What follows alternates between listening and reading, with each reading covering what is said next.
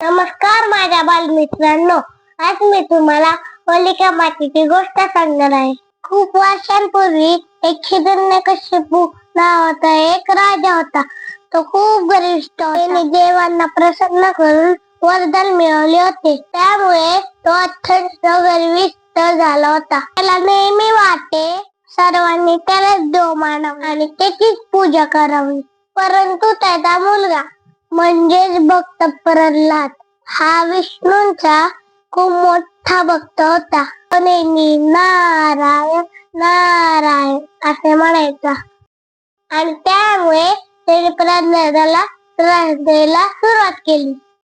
परंतु नारायण प्रल्हादाचे रक्षण करत असते.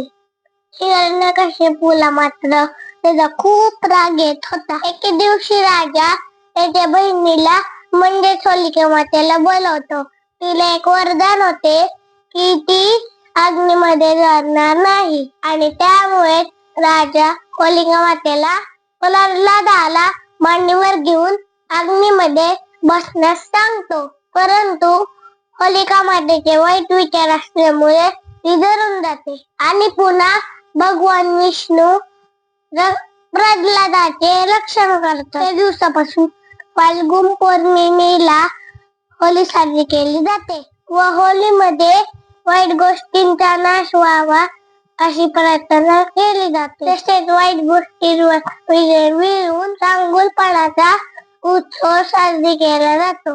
अकुता भयग्रस्तै कृतातम होली बालिशी तस्ताम भुजयिष्यामि भूती भूती प्रदायिनी